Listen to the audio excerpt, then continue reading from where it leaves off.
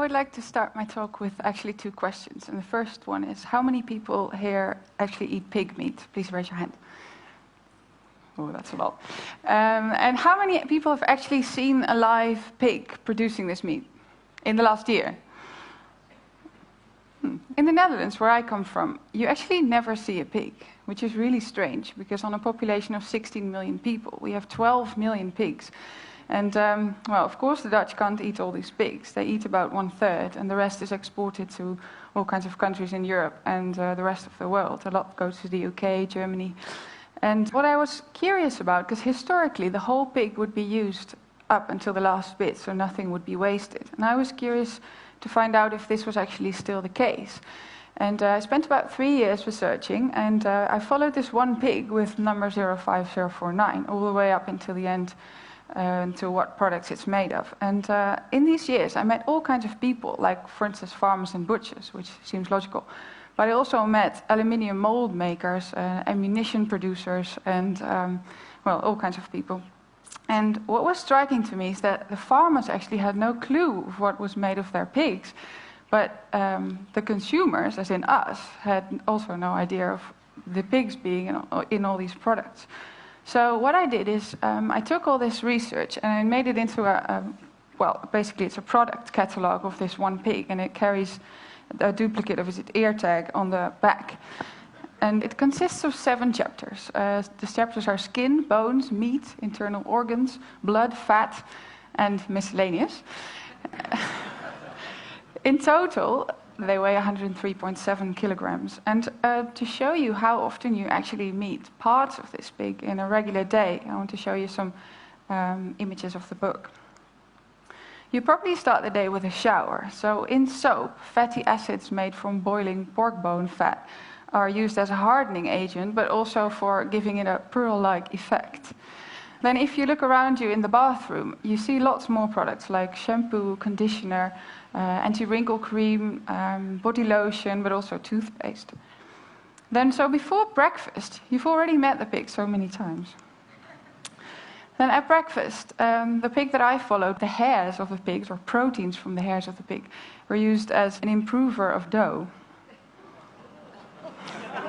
Well, that's what the producer says, it's improving the dough, of course. In low-fat butter, or actually in many low-fat products, when you take the fat out, you actually take the taste and the texture out. So what they do is they put gelatin back in order to retain the texture. Well, when you're off to work, under the road or under the buildings that you see, there might very well be cellular concrete, which is a very light kind of concrete that's actually got proteins from bones inside, and it's also fully reusable. In the train brakes, at least in the German train brakes, there's this part of the brake that's made of bone ash. And in cheesecake and all kinds of desserts, like chocolate mousse, tiramisu, vanilla pudding, everything that's cooled in the supermarket, there's gelatin to make it look good. Fine bone china, this is a real classic, because the bone in the fine bone china gives it its translucency and also its strength in order to make these really fine shapes like this deer. In interior decorating, the pig's actually quite there. It's used in paint for the texture, but also for the glossiness. In sandpaper, bone glue is actually the glue between the sand and the paper. And then in paintbrushes, hairs are used because apparently they're very suitable for making paintbrushes because of their hard-wearing nature. I was not planning on showing you any meat, because of course half the book's meat, and you probably all know what meats they are. But I didn't want you to miss out on this one, because this, well, it's called portion-controlled meat cut. And this is actually sold in the frozen area of the supermarket. And what it is, it's actually steak. So this is sold as cow. But what happens when you slaughter a cow, at least in the industrial, well, factory farming, they have all these little bits of steak left that they can't actually sell as steak. So what they do is they glue them all together with fibrin from pig blood into this really large sausage, then freeze the sausage, cut it in little slices, and sell those as steak again. And this also actually happens with tuna and scallops.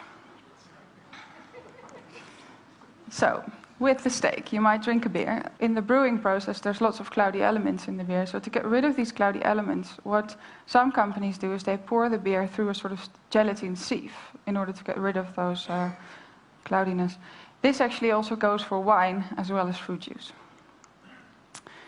There's actually a company in Greece that produces these cigarettes that actually contain hemoglobin from pigs in the filter. And according to them, this creates an artificial lung in the filter. So this is actually a healthier cigarette. Injectable collagen. Well, since the 70s, collagen from pigs has been used for injecting into wrinkles. And the reason for this is that pigs are actually quite close to human beings, so the collagen is as well. Well, this must be the strangest thing I found. This is a bullet coming from a very large ammunition company in the United States. And while I was making the book, I contacted all the producers of products because I wanted them to send me the real samples and the real specimens. So I sent this company an email saying, "Hello, I'm Christine, I'm doing this research, and can you send me a bullet?" And, well, I didn't expect them to even answer my email, but they answered, and they said, "Well, thank you for your email, what an interesting story. Are you in any way related to the Dutch government?" I thought that was really weird, as if the Dutch government sends emails to anyone.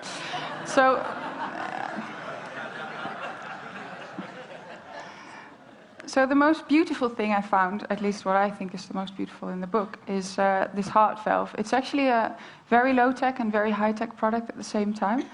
The low-tech bit is that it's literally a pig's heart valve mounted in the high-tech bit, which is a memory metal casing. And what happens is this can be implanted into a human heart without open heart surgery. And once it's in the right spot, they remove the outer shell, and the heart valves, well, it gets this shape. And at that moment, it starts beating instantly. It's really sort of a magical moment. So this is actually a Dutch company. So I called them up and I asked, "Can I borrow a heart valve from you?" And the makers of this thing were really enthusiastic. So they were like, "Okay, we'll put it in a jar for you with formalin, or you can borrow it," and great. And then I didn't hear from them for weeks. So I called and I asked, what's going on with the heart valve? And then they said, "Well, the director of the company decided not to borrow you this heart valve because he doesn't want his product to be associated with pigs." Well, the last product from the book that I'm showing you is renewable energy, actually to show that my first question, if pigs are still used up until the last bit, was still true. Well, it is, because everything that can't be used for anything else is made into a fuel that can be used as a renewable energy source. In total, I found 185 products. And well, what this showed me is that, well, firstly, it's at least to say odd that we don't treat these pigs as absolute kings and queens. And the second is that we actually don't have a clue of what all these products that surround us are made of. And you might think I'm very fond of pigs, but actually, well, I am a little bit, but I'm more fond of raw materials in general. And I think that in order to take better care of what's behind our products, so the livestock, the crops, the plants, the non-renewable materials, but also the people that produce these products, the first step would actually be to know that they're there. Thank you very much.